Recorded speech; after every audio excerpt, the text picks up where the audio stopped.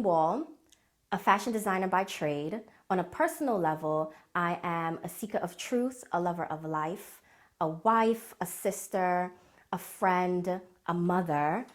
I am my sister's keeper.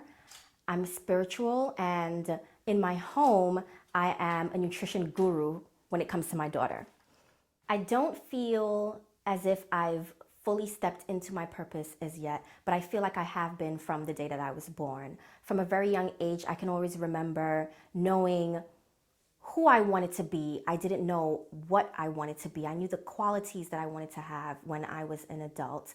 I feel like I've always been on a journey of figuring out what that purpose is.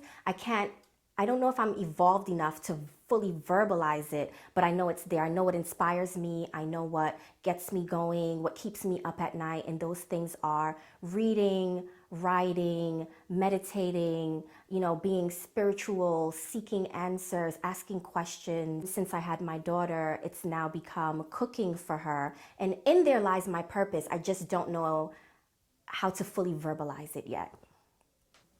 One thing I'm currently dealing with, and I will forever be dealing with, is the loss of my mom. I lost my mom at a time where I felt like I needed her most. And losing a parent in of itself is a big enough deal. In losing my mother, I became the guardian and caretaker for my sister, who is an epileptic. She has chronic seizures, and so she's technically disabled.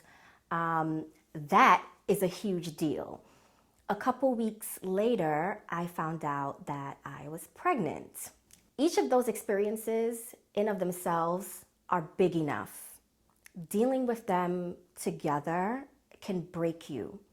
But what I learned during those times is when I felt like I needed my mother the most, I had to listen to myself and strengthen my own inner voice and gain everything that I needed, muster up everything that I needed in order to do everything that I had to do. That's not something that I think I will ever get over, but with time, you learn how to cope.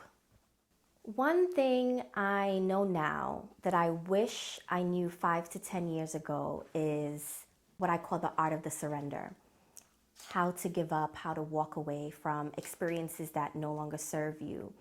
I've always felt, how can I give up on something if I really believe in it? If I have so much to give to this thing, this situation, or this person. But what I learned is when you stay stuck in a situation that is not meant for you, the universe would almost conspire and sabotage it for you. And if you don't listen to those signs when they're happening, you block blessings from coming in. Something new can only enter your life if you create space for it. But if you're constantly holding on to things and you're constantly feeling like you have to stay in this situation or you have to do this or you have to give that, you're definitely just blocking that channel for growth to come in. One quote or saying I love that keeps me going in life is something that I came up with on the morning of my 28th birthday. You are and always will be your best gift to the universe. And by that I mean you come into this world equipped with every single thing that you need in order to succeed, to thrive, to let anything you want come into fruition. In the morning, as soon as I get up, the first thing that I do is talk to God. I take 2 minutes and I figure that 2 minutes, whether I'm late or I'm early, I'm 20 minutes late, I'm 2 hours late, 2 minutes is not going to make me any later. So I take 2 minutes and it usually starts with, thank you, Father, for all you've done. And it goes on to asking questions. It goes on to wherever it leads me. Sometimes it's 2 minutes. Sometimes it ends up being 20 minutes. Sometimes I find myself there for about an hour. But I take the time to just kind of be still, ask questions, and listen to myself. Another thing that I started to practice is called grounding and shielding. And in the past year, I noticed that I'm very, very sensitive to people's vibrations.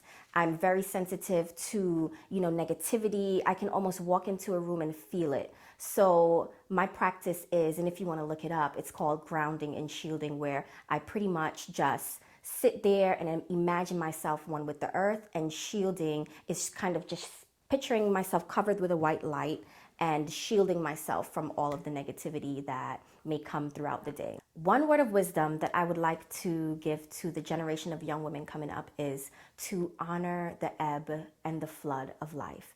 And by that I mean honor when times are going great and you're going to praise and you're going to exalt. But when things are dark and they're difficult and they're falling apart, honor those times also. Be present in those times. Allow yourself to expand into them and to grow from them. Everything doesn't have to be perfect at all times, but they do come together perfectly. And that's where your blessing is.